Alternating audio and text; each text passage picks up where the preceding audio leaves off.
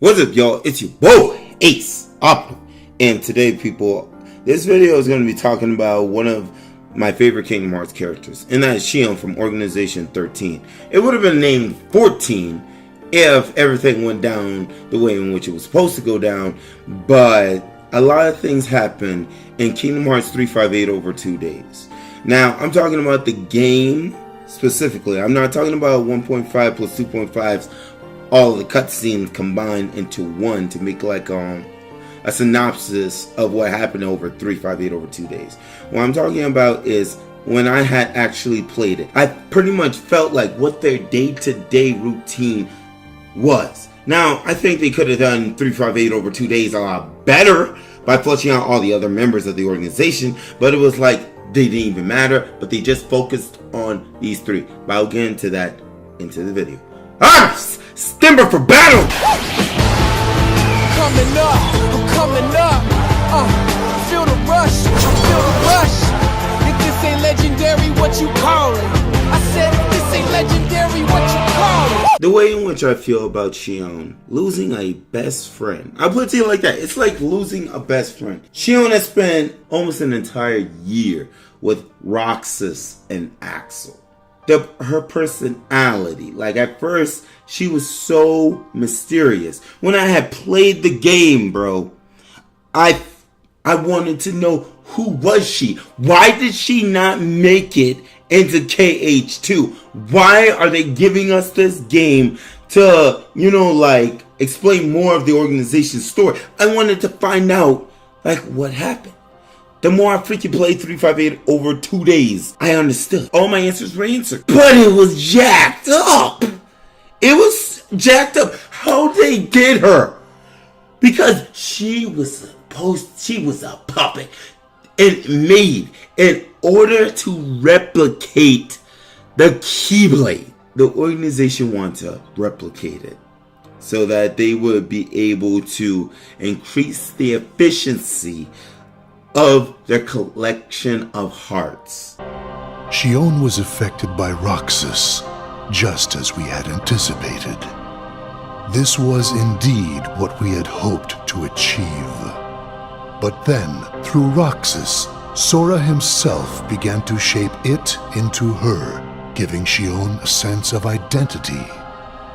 Our plan seemed like a failure at this point. But then it occurred to me, Xion is keeping Sora's memories trapped by claiming them as her own. Keeping her close to Roxas will ultimately prevent Sora from ever waking.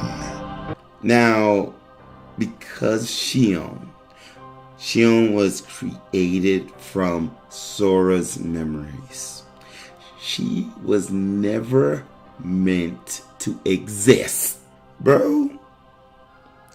After playing the freaking game for to a point where you got to like 100 or 200 days, and then you start to see this revelation, it's like, what? It's like, wait, what?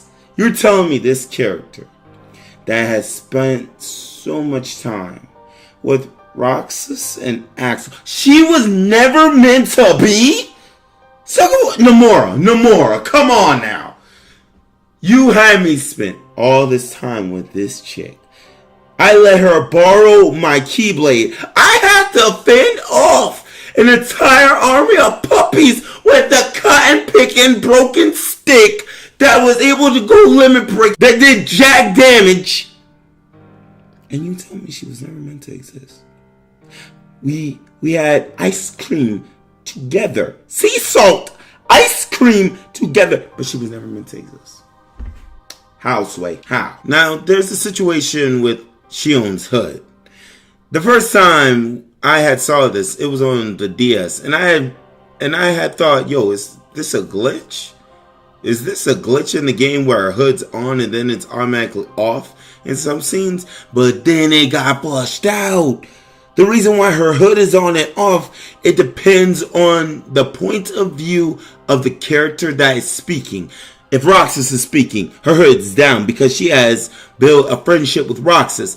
at the given point in time, Axel wasn't considered a friend to Xion, so her hood was on. So Nomura's witchcraft, where she had mask on, fuck it, mask on, mask on, fuck it, mask on. One more thing. None of us imagined that they would fight so hard to become their own people. Unfortunately, the only real solution is for them both to go away. Did you know? Her face was blank at first, but now, there is a face that is clearly visible. I think that's proof that she has entered Sora's memories. the emotions that went between all three of them.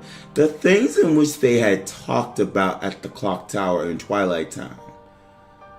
It was so freaking baffling. Like, we went from talking about going on vacation to the beach, what is love, all of these things. Now, at this given point in time in Kingdom Hearts, these are nobodies. Ace, what are you talking about? You see, the hearts remain. And then, those hearts gather together to form the great Kingdom Hearts. Then, can you tell me what remains if a nobody is destroyed? What's there to leave behind? We're not even supposed to be in the first place. And the members at Castle Oblivion, where'd they go? Nothing's left of them. In which case, I'll never see them again? That's right. boy, you do not feel, you do not have emotions. And all throughout this freaking game, being in the organization, sucker, you had emotion. Sucker, you felt like you knew what freaking friendship was. You knew what it was to feel. You knew what it was to freaking cry. Because when this crud went down between all three of them, because the moment Xion pointed her Keyblade at Roxas, and then Axel just shows up out of nowhere to bring her back, and not in a polite way, I'll tell you that. It's just the organization treated this chick like she was a straight up tool. Like she's just a little robot. But the robot started to get feeling. And then it got to a point where she was draining the powers from Roxas. The organization had to do one or the other. Both of them have connections to Sora, but we only need one of them under our thumb. Whether Xion takes from Roxas the rest of what he has to give, or whether he destroys her first and takes back what is his, there is no change to our plans. No matter how, Sora's power will belong to us. Xion and Roxas had to fight. And that had to have been one of the most emotional freaking fights in which I had ever watching the kid. Like, that thing sent chills down my body. There is so many more cutscenes that they should have put into that fight, where we're going to each world in which that boss fight had transpired, and for them to give Xion to increase Xion's power.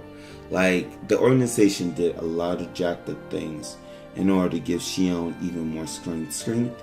I felt like, she showed off her true form, which was a puppet. And bro, it was just so jacked up. We shared ice cream together. This is not the meme like what she says at the end as she's starting to fade away or had returned to Sora. Like, we spent a lot of precious time together with Xion. And it just jacked up that the organization had done her like that. And it was all to freaking go towards their inevitable goal. To complete Kingdom Hearts. It's jacked up, bro. And then now, this is where the emotional roller coaster, because I felt it And Dream Drop Distance, when I played it for the first time, the emotional roller coaster ride they took me on Dream Drop Distance when Sora finally got to a world I never was in the world of dreams. I've got a message for you. I meant to tell you once this was all over. Huh?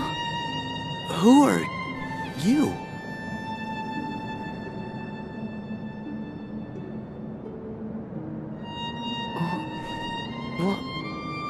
Why am I... What? Hey, wait! You gotta wake up!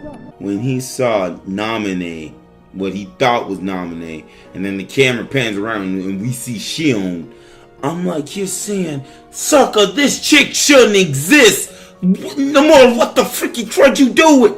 And then now, as we enter KH3, you see the jacked upness? This is getting to a point.